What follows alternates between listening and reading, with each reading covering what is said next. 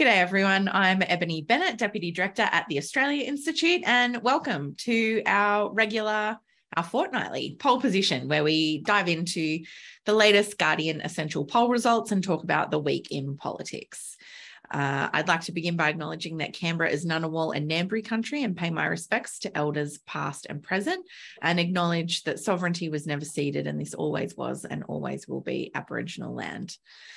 Days and times for our webinars do vary. I hope at least some of you tuned in for our webinar with Joseph Stiglitz yesterday. Thank you so much for joining us today. You can head on over to australiainstitute.org.au to find all our upcoming webinars. And just a reminder that you can type in questions for our panel today using the Q&A box down the bottom of your Zoom window. A reminder to please keep things civil and on topic in the chat, or Kate will boot you out. And finally, a reminder that this is a live event and it is being recorded. The video will go up on our YouTube channel, that's australiainstitute.tv, and the audio will go up as part of the Guardian's Australian Politics podcast tomorrow morning. So make sure that you're subscribed to that. For those listening on the pod, you can find all the results at essentialreport.com.au. So, Prime Minister Anthony Albanese has just returned from an international charm offensive to repair a series of international relationships that had gone awry. He visited Ukraine as part of that trip, and now he's come back to Australia, where at home we have floods and pestilence, it seems, with many communities in New South Wales recovering from sometimes their third or fourth flood this year. At the same time, we've got incursions from the enormously destructive varroa mite in New South Wales beehives and an outbreak of foot and mouth disease that has struck Indonesia that we're trying to prepare our best to avoid. We've also got an October budget coming up, part of which will be a wellbeing statement from the Treasurer, Jim Chalmers. He announced that this week, as well as a job summit coming up in early September. So to discuss all this and more, I'm delighted to welcome our regular panellists, Katharine Murphy, Chief Political Correspondent at Guardian Australia, and Pete Lewis, Executive Director of Essential Media. Thanks so much for joining us. Katharine, I'll start with you as always. A lot happening in Australian politics. Where do we begin this week? Oh, gosh, it's hard to know where to begin it. I think you're right, though. The Prime Minister's just come home from another big overseas trip that included a NATO meeting in Spain, a diplomatic rapprochement with Macron in Paris, and as you said, a trip to the war zone in Ukraine, which was sort of about tending relationships on a range of fronts, and also, embarking on the specific resets that you were talking about. There's some relationships that suffered basically at the tail end of the Morrison government, and Anthony Albanese is pretty laser focused on resetting a number of those relationships as quickly as possible. He is home.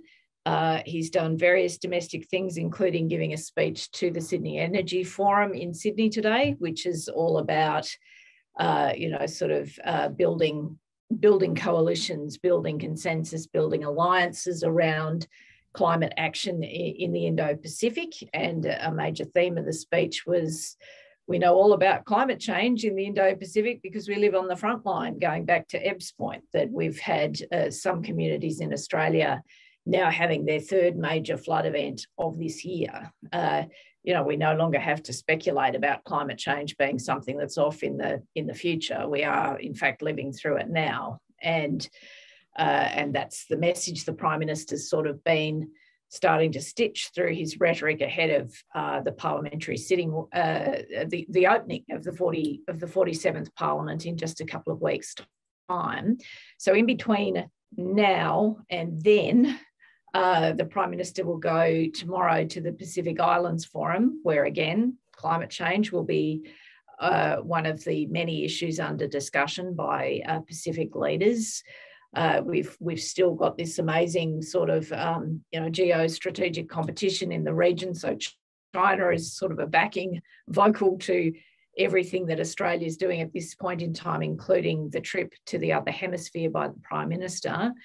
at the same time as the new government's sort of trying to set up its or project its values, shall we say, sort of embark on this round of foreign policy relationship tending through the projection of values and through using the Labor's more ambitious climate change policy as a door opener. That's also important. The government's also trying to reset relations carefully with China. That's the other major thing that's sort of played out in the last fortnight. We've got diplomatic meetings at ministerial level starting to reopen, although there are many, many irritants in that relationship. And I don't think any of us should be holding our breath about, how quickly that relationship can be reset. But anyway, so China's in the background of the PIF.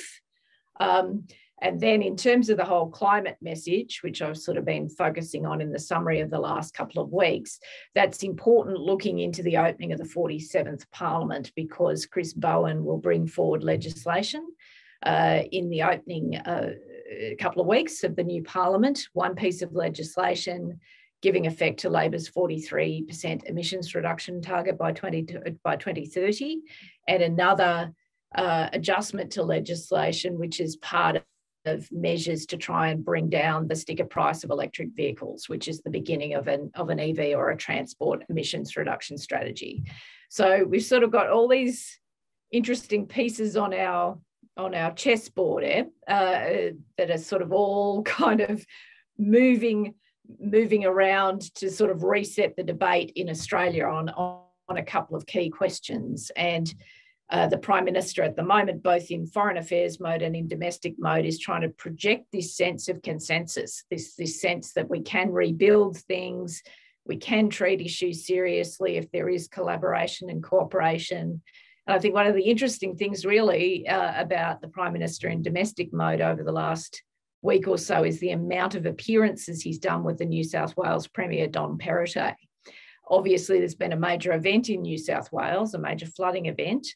But also, I think by that frequent appearance of the two leaders together, trying to speak sort of more or less on the same song sheet, that is a sort of visual and oral projection of what Anthony Albanese wants to sort of put in the minds of voters at the moment, that we can, with a little bit of patience and a little bit of effort, reset relationships all around the world, within the Federation, within the region, if people of goodwill can come together and try and progress some modest changes. So anyway, that's the setup, I guess, for what what we'll talk about in the poll today. Yeah, such an interesting observation about Dominic Perrottet in New South Wales as well, because I felt like he also went out of his way to reset that relationship and defend Anthony Albanese from some of that rubbish criticism about travelling overseas, as if any coalition prime minister would refuse an invitation to a NATO summit.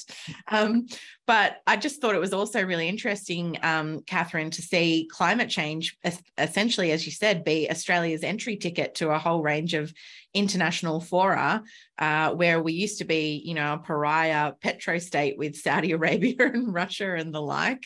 Now it's kind of, here's our way to mend the fence. Please let us back in. We take this seriously. It certainly seemed to work in a lot of spaces. Yeah, in a lot of spaces it has. It'll be interesting to watch the Pacific Island Forum over the next couple of days. Obviously, traditionally, Pacific countries have wanted Australia not only just to turn up with something that isn't laughable, but actually have very ambitious commitments like, phasing out coal and gas and all of that sort of stuff. So far, that's kind of been on the periphery of the PIF discussions. And as Penny Wong said in a press conference this morning, well, she didn't express surprise, but she said she was asked a direct question, has this come up yet? Has the Pacific's more ambitious attitude towards climate action come up yet? And she said, well, actually, bilaterally, no, because everybody at the moment is so relieved that somebody is actually proposing to do something that we're sort of starting from that sort of basic proposition of goodwill. But it wouldn't be a PIF, I don't think, if we didn't see some sort of more sharply focused difference in ambition, I think, between Pacific Island states and Australia, notwithstanding the fact that we have a more ambitious climate policy now under this government. So anyway, could get interesting over the next sort of 24 hours or so. Yeah, Pete, the other big, I guess, thing that's happening across Australia is the massive increase in COVID cases and COVID deaths. And I know that you go into that in this week's essential poll. I'm not sure about Sydney where you are, but in Canberra, it certainly seems like people are dropping like flies to either flu or COVID in workplaces around the place. Do you want to take us through the first couple of slides here? Well, yes, I'm just coming off the back of it. So I've joined the exclusive club that people are joining in droves at the moment. And apologies for not being around a fortnight ago, but that was my ailment.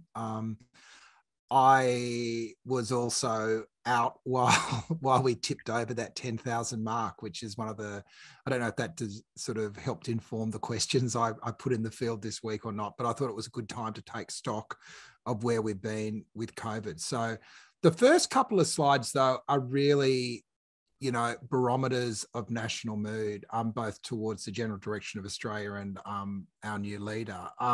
Why do we even bother polling outside an election cycle?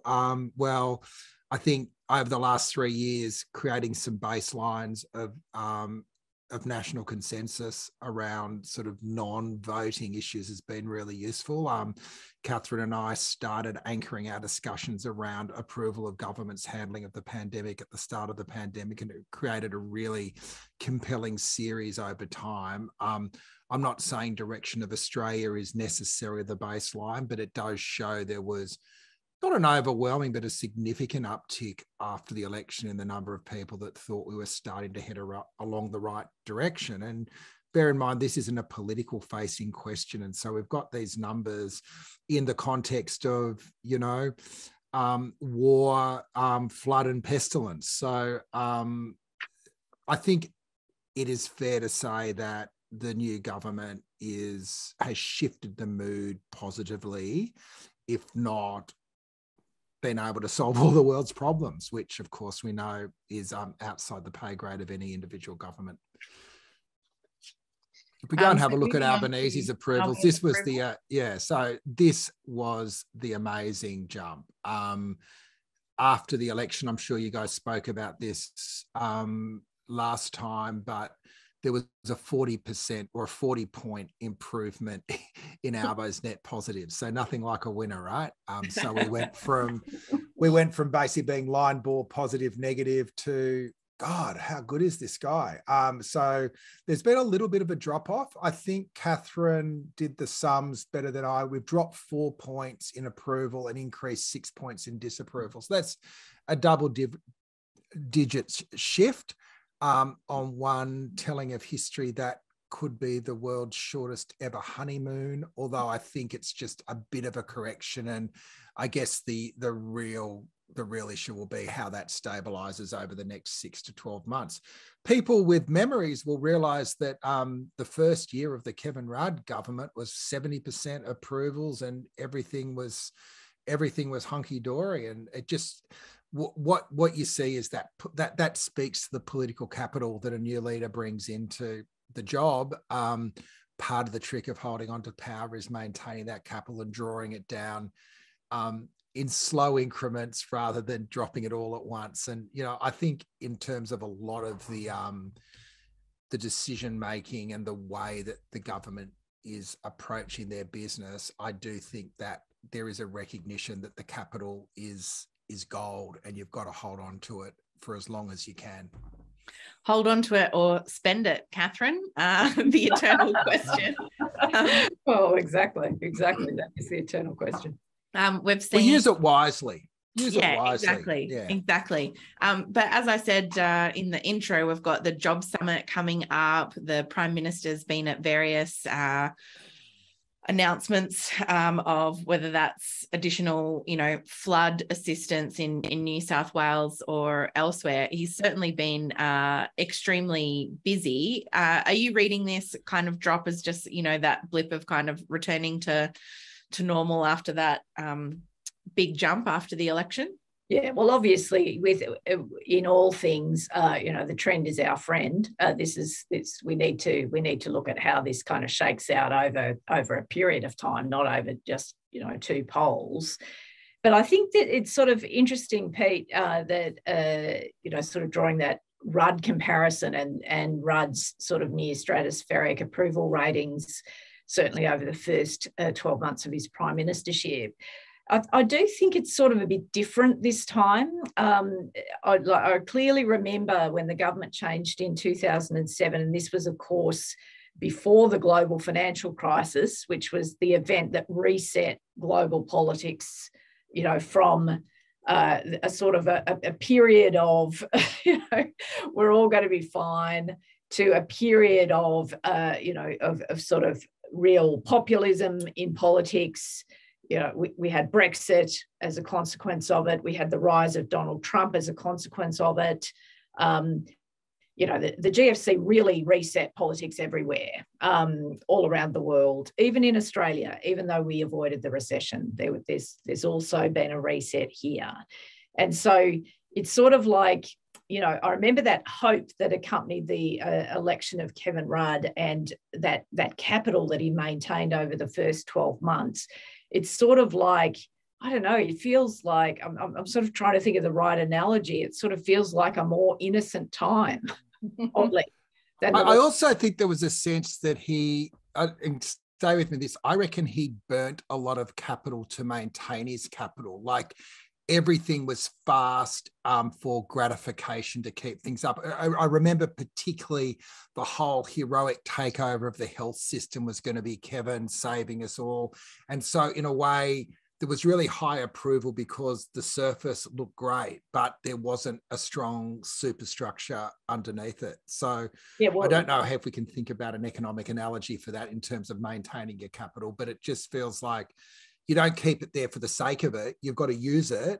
But, the one that I'm still struggling to think through has been the negotiations with the crossbenchers on staff and whether that's been worth an expenditure of capital. But greater minds than ours. Greater minds than ours, but also fullness of time. I'm not sort of saying that glibly. I mean, it's just like we don't have much evidence here, right? He's still, in terms of his approval, he's still well and truly in positive territory. There's been a correction, right? Yeah. So, but there was a point to my rambling about Kevin Rudd, because there was sort of that hope that happened after 2007. What I detect as I go about my life talking to people, in the wake of the election, is that there's a different sentiment out there. It's relief, which is different to hope, right? Yeah. And people will sort of view a leader through a different prism. Hope is one thing, relief is another, right? And we're sort of getting into ins and outs of the cat's what, but I do think there's a difference there. And in terms of this whole thing, well, how do you use your capital? Yeah, for sure, right? I think very interestingly, we've seen in the opening 2 months of the new Labor government, a number of things decided early, very early. The return of the Barlow family, for example, the decision to drop the prosecution of Bernard Collaery, for example. Decisions like that would be much more contested and invoke much more clamour if they were made in the midterm of a government, have been made very early in the term of this government, right? And now we're sort of, it's sort of like the new government's come in, it's had a look at a bunch of things that it's needed to transact in its own calculation and estimation. It's looked at a bunch of things it needs to transact almost immediately, right? And we've been ticking those.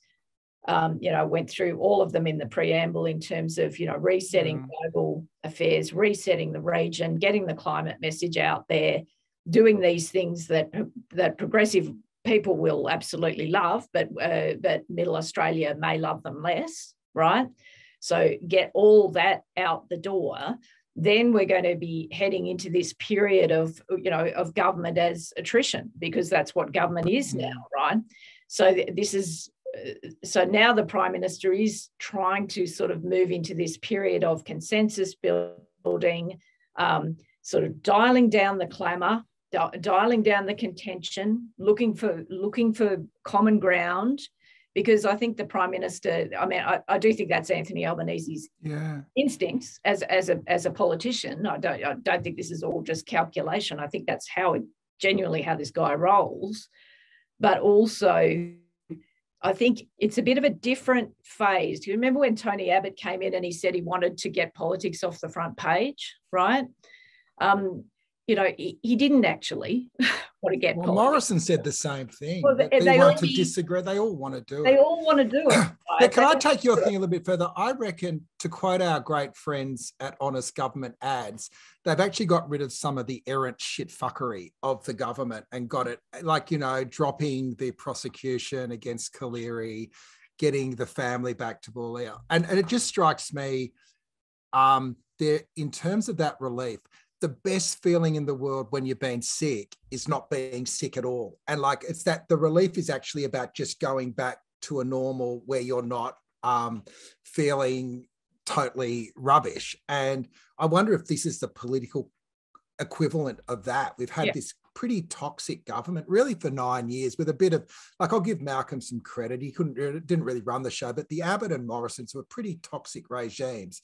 And so just the lifting of that means that your baseline, you don't need a lot of hope. It's just like, it's just not crap anymore. But I think that's a good point in terms of the timing, Katharine. Like all those decisions that could essentially, I guess, you could see them almost in the context of cleaning up, at least, you know, some of those hangovers from the previous administration.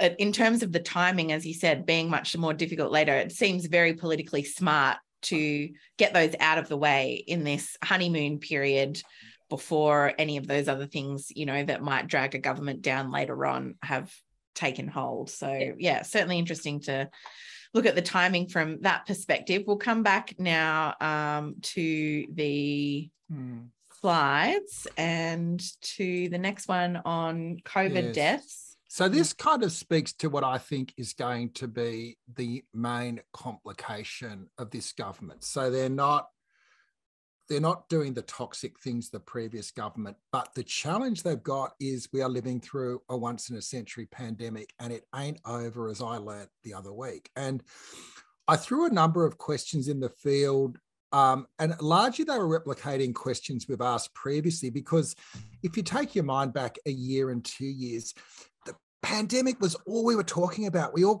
became experts in whether AstraZeneca was okay, you know, the gaps between vaccines and the quarantine infrastructure that Australia needed. And we were heavily, heavily focused because our lives had been disrupted by the risk of system failure. And now we're at this point where what seemed incomprehensible 12 months ago is kind of business as usual. And nowhere is this more in your face than when we asked people what their tolerance for death through the pandemic would be. In August 21, 61% of people said they would not countenance anything over 100 deaths a year. And the number that thought that more than 5,000 deaths a year was acceptable was 3%. Guess what? We've had about 8,500 deaths since Christmas. So this year alone, in basically the first half of this year, the death rate in Australia has been beyond the extremes of tolerance as articulated by the public in August 21. And even when we ask it now, in July 22, only 10% would accept what I would call a reality-based consequence of the global pandemic. Now, what does that mean? I think it's not just about people will say one thing but accept something else. I do feel we're living in this dreamlike state at the moment. And I've done a piece in The Guardian today through my own COVID fug where I think we vacillate between the dream state of the fantasy of back to normal and the nightmare of lockdowns going into the future, whereas the reality is sit in the middle, that we've got to wake up from the dream and actually look at the challenges the pandemic put before us. And I still think, I'm not blaming the new government at this, but I still think so much of our discourse has almost sugar-coated the reality that we are in the middle of this once-in-a-century pandemic out of the equation. So we have discussions about budget and the tolerance of our deficit to deal with New Start, or we talk about reopening our labour market as if there's no consequence in terms of national borders in new variants coming in. We don't really seem to be talking about public health orders the way we were in the past. Everyone's kind of over it and sick of it, but the reality is it's going to define our politics for not just the next year, but I think the next decade. And I don't know how. I don't know the answer. I'm just saying, look, this is really interesting. The gap between what people say they'll tolerate and what they'll actually tolerate. I do wonder, Pete, if part of that is that, back earlier in the pandemic, we didn't have the vaccines. There was no other means to really cope with it except lockdowns and social distancing and all of that. Well, and indeed. Now people accept a greater risk or are willing to kind of let all of that stuff slide because, indeed. But, our hospitals are still in logjam. Yeah, well, that's where I wonder whether supply chains are in all sorts of trouble.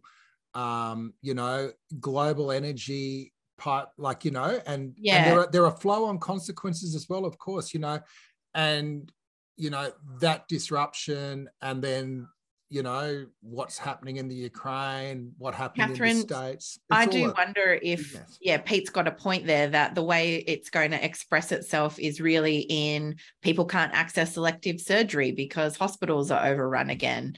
Those workforce issues that we've seen in the care sector, as Pete said, supply issues. It kind of feels like dealing with COVID has moved really out of the realm of the emergency phase and its little proxy debates and affecting other issues and elements within the national debate. What do you reckon? Oh, definitely. I mean, look, the two things that are really defining, as in things outside the new government's control, but nonetheless will define this term, is COVID and the prolonged pandemic that we are still in.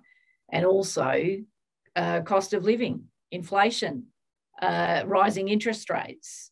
And that's before we hit whether or not we are actually in the hot zone of geostrategic competition, right? So there are massive challenges. Like, it's sort of one thing for us to talk about Anthony Albanese's aspiration for consensus building, and then you've got to overlay that with events, right?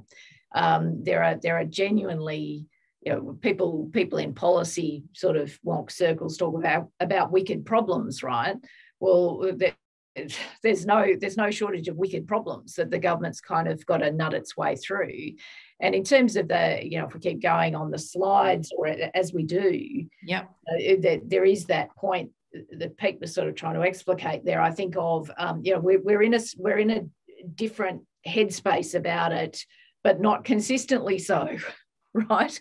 Like, we're less worried about deaths than we used to be, but we'd still prefer that, that mask wearing happened. We'd still prefer that, fourth booster shots happened.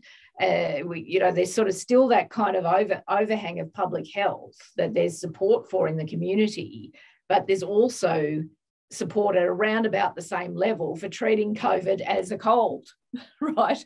So this is particularly difficult issue to manage because it's we people, humans, because we're complicated, we've internalized different sentiments about this thing.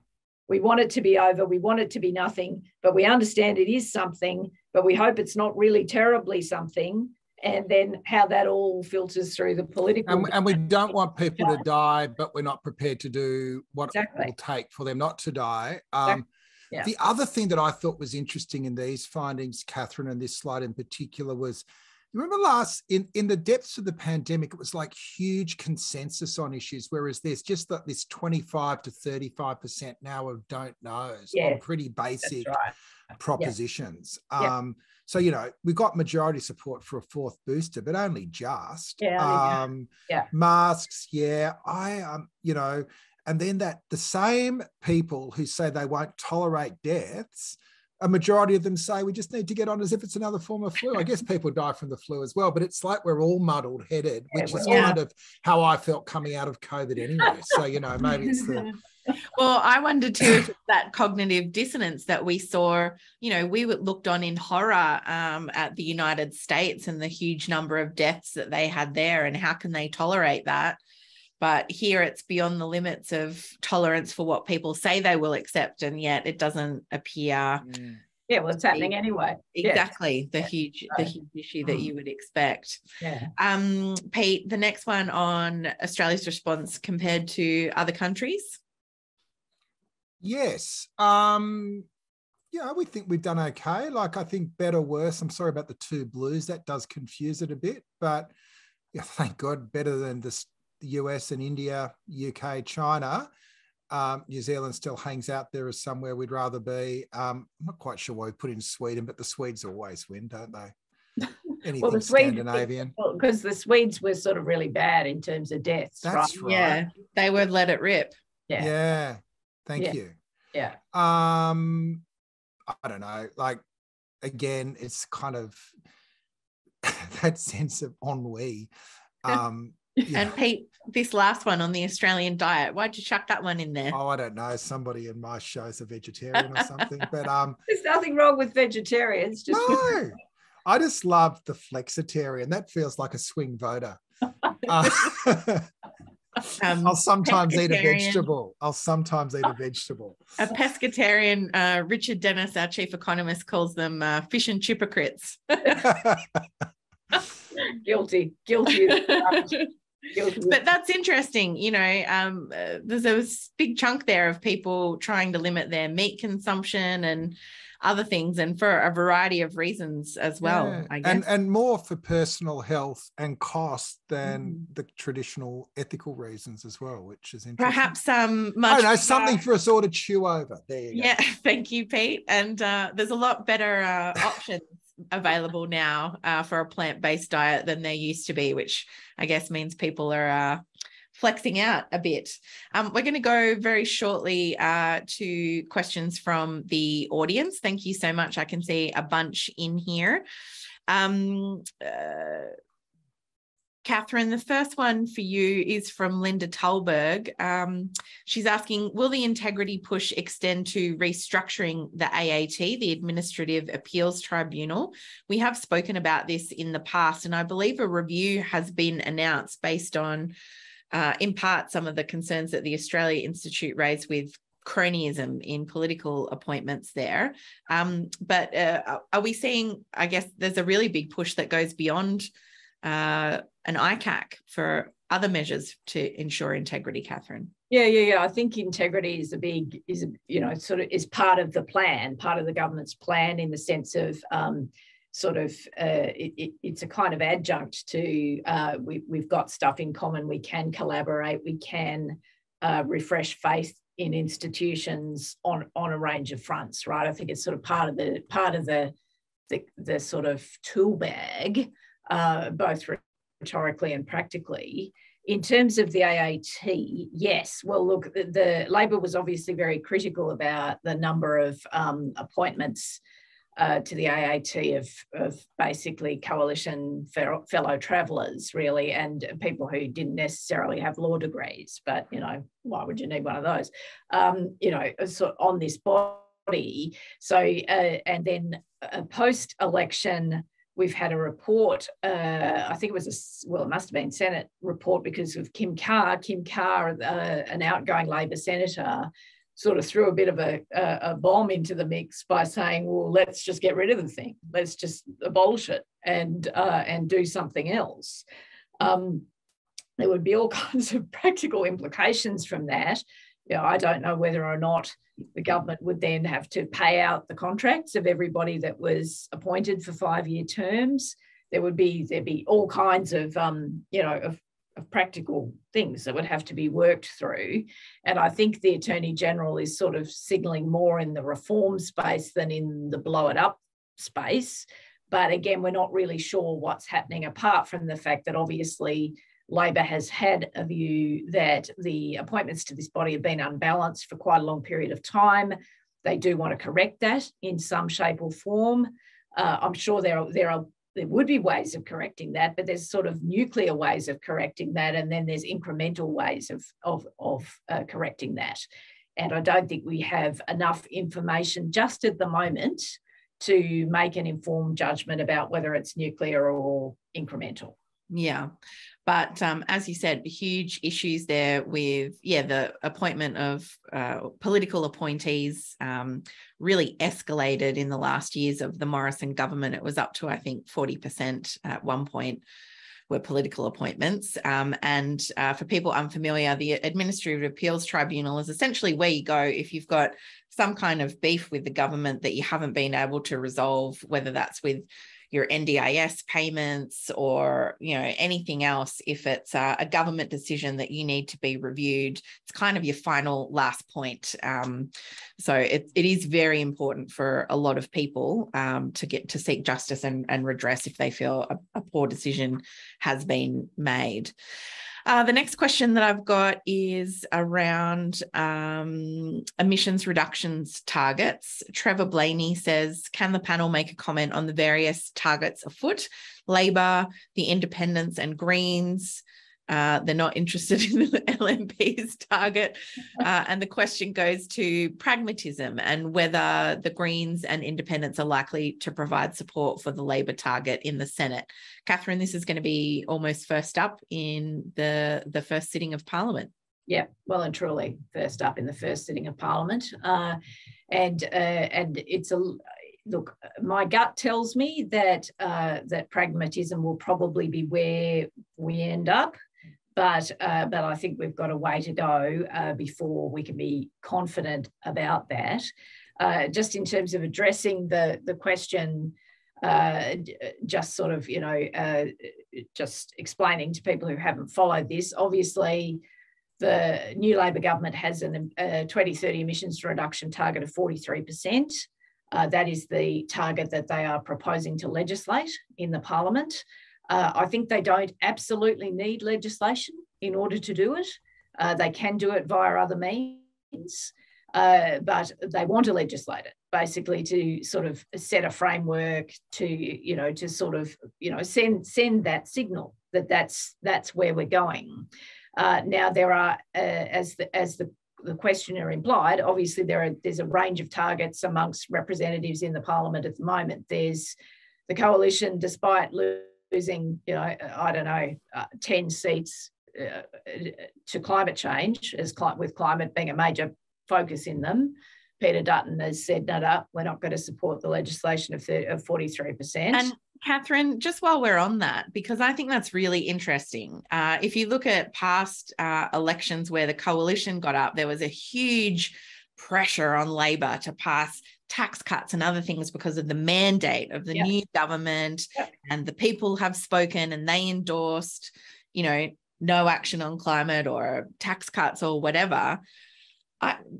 Correct me if I'm wrong, but there hasn't really been a huge amount even of internal pressure on Peter Dutton to change that. It's just kind of...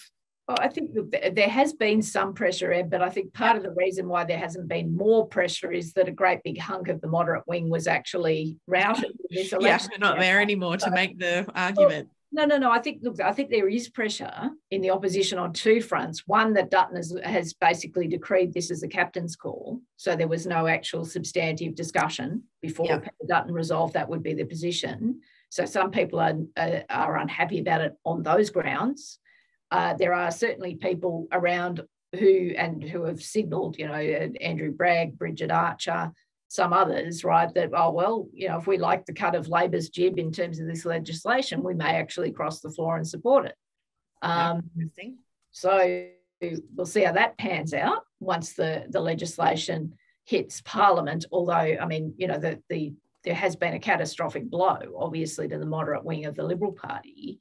But so anyway, but in terms of Dutton's stated position, the Liberal and National parties are against it. There are the Greens and Independents in the Parliament want a higher medium-term emissions reduction target than Labor's 43%. I think Anthony Albanese is entirely comfortable about, I think he would prefer it be otherwise, to be clear. I think he would prefer to put his 43% in the parliament and have the parliament pass it, right? And then work through some alternatives that might sit around that 43% that keep driving ambition, right? I think that's where the government's substantive headspace is at. But at a political level, I don't think Anthony Albanese minds having a vote on a 43% emissions reduction target where the Liberals and the Greens sit on the other side of the chamber and oppose it. I've got numbers from a few weeks ago on this as well that said that on balance, the population's supporting to lock in the 43 rather than open up a new fight on targets. I think that's the view that Pocock's articulated as well over recent weeks. Like, let's just lock it in and move forward, because it's not just a debate about the perfect, it's also a debate about the good, and just starting to move is really important. I think the other point to make about Labor's approach is because they're building their broader climate agenda from the ground up. It's the target is not the point. The point is more, what are you going to do to start the transition? And that's where the Rewiring Australia is a really important initiative, which is really, you know, an engineering challenge rather than anything else. Yeah. The next question I've got is from Alan Collegado, who says, given the federal budget is in dire straits, is there any wiggle room for rethinking the planned income tax cuts? Katharine, I might flick that one to you first. Dire straits might be a little bit unfair, but certainly rising inflation, cost of living, a very big amount of debt compared to what it has historically been, and a job summit coming up. I mentioned at the beginning of this webinar that Jim Chalmers has announced there's going to be a wellbeing statement, I think he said, as part of the budget papers in October. That's something he's been talking about for a long time, this idea that GDP figures and, you know, debt figures are not the only thing that matter in a budget. And actually, we need to be better at measuring what matters, what counts to people, whether that's health indicators or other social wellbeing indicators, or New Zealand, I think, has a model that takes into account natural capital. Can you just talk to us about what we're expecting, Katharine, from the budget based on what Labor's talked about so far? Sure. And look, the point of the question is, why is the government implementing tax cuts that, you know, wealthy people don't need and the budget can't afford? And that were legislated well before we had a global pandemic. Exactly. And there's the eternal why right there. Obviously, you know, these tax cuts shouldn't proceed, but if these tax cuts don't proceed, then Labor's broken an election promise, and everybody who, you know, is slated to get a tax cut doesn't get it. So from a political perspective, the new government is really jammed on that. And I did, in a recent podcast with Jim Chalmers, ask him, you know, whether or not he intended to still deliver these tax cuts in light of circumstances, and he, you know, he basically says, well, yes. I mean, that's what we said we'd do. We have to go on and do it. You know, it's sort of, it just seems ridiculous. Well, it is ridiculous, quite frankly. But you know, but also, you know, nothing harms a government more than breaking election promises. So there's two things that have got to be weighed up there.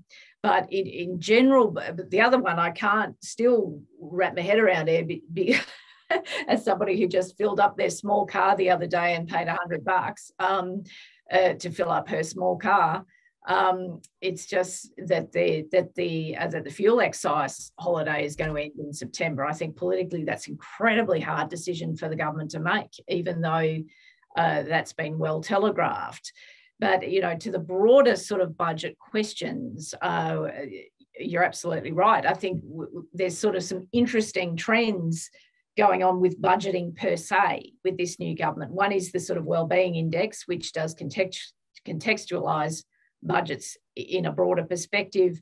The other is Katie Gallagher is going to work up sort of, budgeting with a gender lens as well, like serious systemic budgeting with a gender lens. Now, I don't think they can turn that around entirely by October. I think that's too soon. And sadly, the capacity for that in the public service has been well and truly watered down.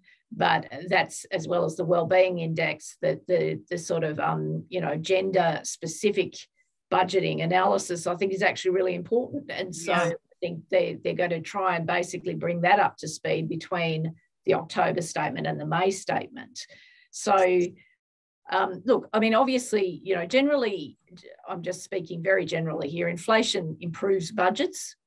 So, the budget is likely to be less dire, in air quotes, than perhaps it might have been.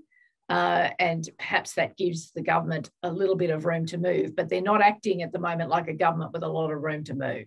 Yeah.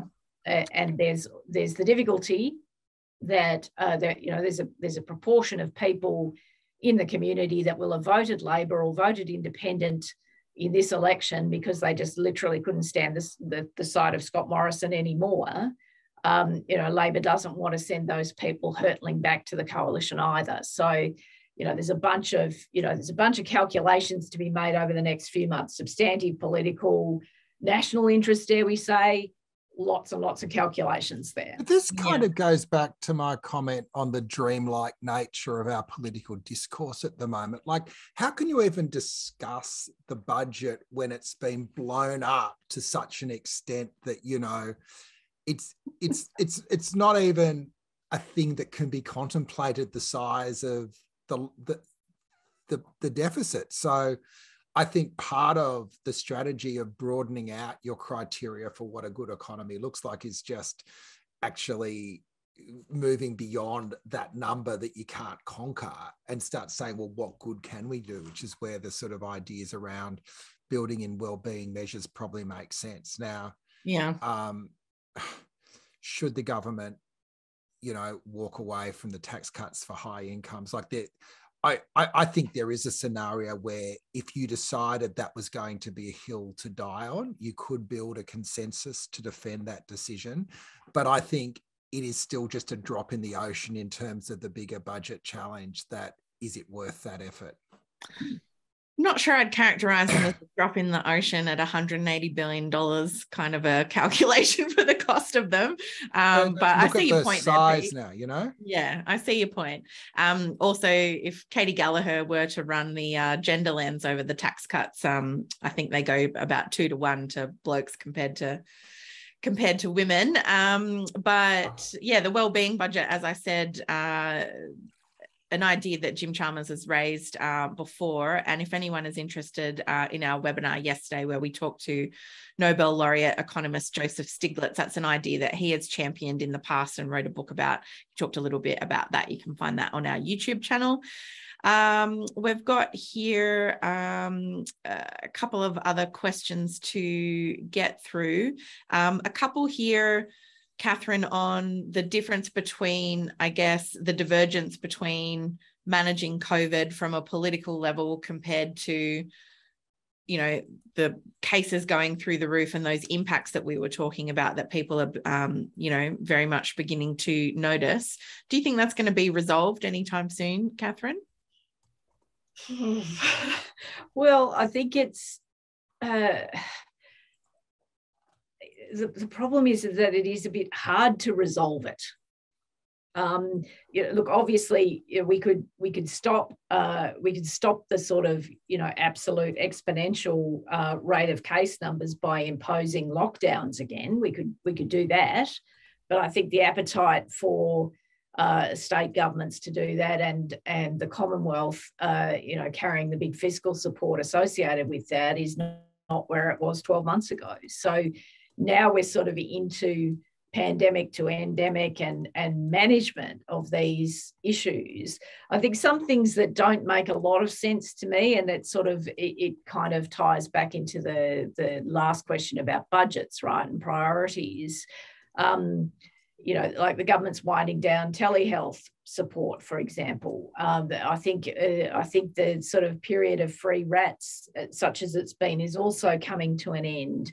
There are sort of expenditures that have sort of been, or outlays during the pandemic that have been trying to sort of manage exponential caseloads without resorting to the really sort of full-on lockdowns, right? And for budgetary reasons, some of those things appear to be being wound back. Now, that's really not consistent with sort of exponential growth in caseloads. So I think, look, the government, you know, they're going to have to do something quite difficult, which is sort of stand still in the middle of a maelstrom and work through some priorities, right? And that's quite difficult at the moment because, you know, they've been elected, they've come in, here's the transition, boom, boom, boom, boom, boom, boom, here's our immediate things. You know, they've definitely said, COVID, we need to reboot a strategy here. We need to work out what we're doing and reboot the whole approach. And that's sort of, that thinking continues, but it's sort of like, you know, some of the, I think they're going to have to think a bit more broadly about what expenditures might be necessary in the event that we're not, you know, we're not going to sort of do massive things to curtail exponential growth. I've been wondering about public health campaigns in terms of, you know, like a slip, slop, slap, but for wearing a mask indoors, or, you know, I've seen some of those campaigns make their way through social media here. That seems to be, you know, a fairly obvious thing that we don't seem to be doing as much at the moment. The next question I've got is from Jennifer Manson, and it says, is there any movement on the whistleblower prosecutions of Richard Boyle and David McBride? So obviously we've talked about the Attorney General dropping the prosecution of Bernard Collaery, the lawyer for Witness K, who blew the whistle on the illegal bugging of East Timor's cabinet discussions during those negotiations. But there are, as they've said, a couple of prosecutions of whistleblowers on the books. Katharine, any movement on that? Not that I'm aware of, but please don't take from that answer that denotes my perfect knowledge of those matters, because I haven't really gone looking for information on those two cases specifically. So look, I mean, a press release could be coming tomorrow saying all is forgiven, but I've not detected that to date, and I'm not really aware substantively about where those two things are up to. But it's a very good point, obviously, that the questioner raises. Yeah, and strong interest and I think push from civil society to really strengthen whistleblower protections of part of, you know, looking at integrity measures more broadly. Pete, do you think that's something that the independents might try and pick up now that we've already got agreement around an ICAC, not necessarily the detail of it, but, you know, they run on platforms of integrity. Whistleblower protection seems an obvious one for them to their sites to. Integrity doesn't begin and end with a federal ICAC, and I think the rich vein that the independents tapped was not just about a body, but about a different way of doing politics. I think whistleblower legislation is fertile ground. The other one that I just put on people's radar are the privacy laws. There are some the privacy laws are sitting on the AG's desk at the moment, or there was quite a long process. It's a discussion paper on the AG's desk. One of the key issues is there's a whole bunch of exemptions for coverage from privacy, which really limits the amount of data you can collect from somebody else. But so you've got small business, you've got sort of law enforcement, but you've also got political parties. And I think this is a real sleeper issue. Will the political parties take away their exemption to collect huge amounts of information about us in order to build a system of integrity on the way that our personal data is stored and managed in more general terms? And I think it'll be a really interesting vein for the Teals to run on, who probably don't have quite as sophisticated an engine for harvesting data as the major parties, but it's definitely going to be one where I see a really vibrant debate on the sort of integrity in the political system. And good to see. I thought I saw this morning or heard on Radio National an announcement around cracking down on SMS scams, which seem to have gone through the roof during the pandemic.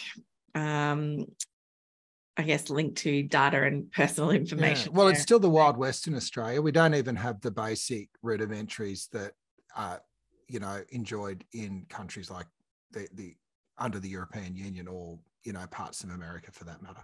Yeah.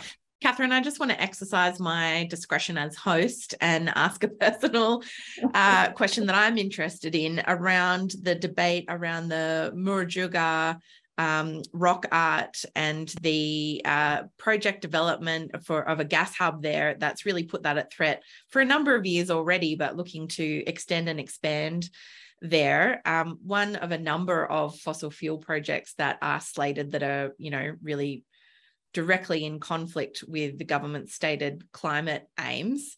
But I think overlaying that is obviously this issue of 65,000 years of Australian heritage. We would look at it very differently, I think, if it was the Opera House that was going to, have acid rain and all sorts of things against it. How important are these types of battles where we see traditional owners and really the heritage of Australia coming into play as much as we see the environmental impacts and climate impacts? Well, it's what's an important part of the piece, isn't it? I mean, there's obviously we talk a lot about the climate impacts of these developments, and correctly so. But also, heritage is incredibly important, obviously, and preserving as much of that as possible is, something that any decent country should be in the business of doing. It's sort of like, I guess it's a question that sort of sets my mind in this direction a bit, Eb. I think it actually will be really interesting to see how Tanya Plibersek sort of plays is the wrong word. Sounds like, she's conniving or something, which is not what I mean. But how assertive she is in her portfolio, because obviously she's been given, some of the, responsibility for the environment, right? She's obviously a very high profile Labor person. She holds a progressive inner city seat.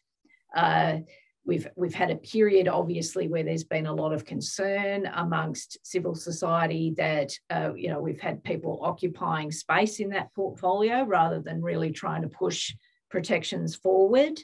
Look, I don't know how Tanya Plibersek will play her time in the portfolio, but I know her well enough to say she's a serious, thoughtful and considered person.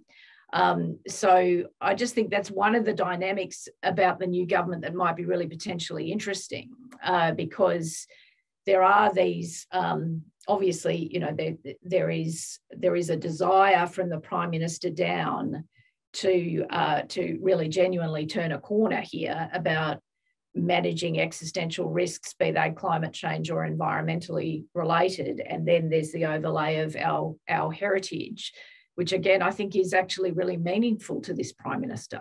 I think some sort of, advancing the sort of recognition and reconciliation agenda is actually really important to this guy, the Prime Minister, as an individual, and he's giving the voice a lot of attention too.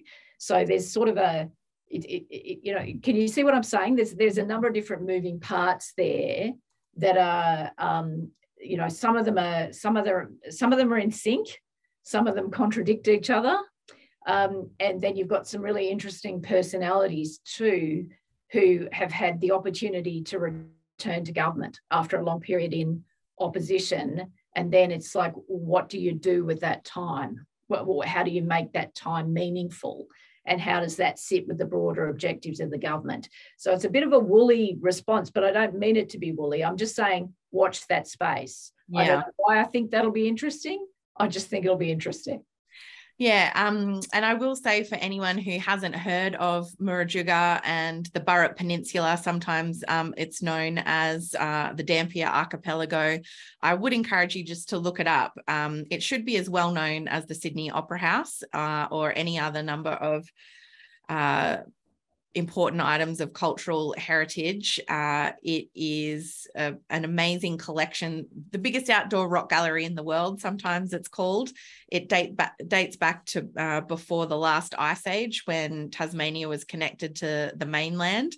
It is just an amazing piece of Australia's heritage and culture. So do check it out and look at what's at stake there.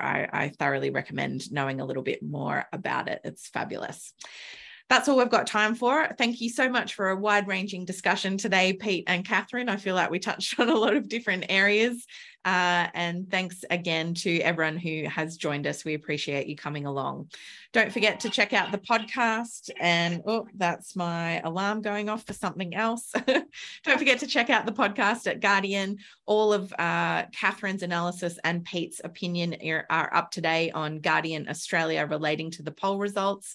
And head on over to australiainstitute.org.au for future webinars.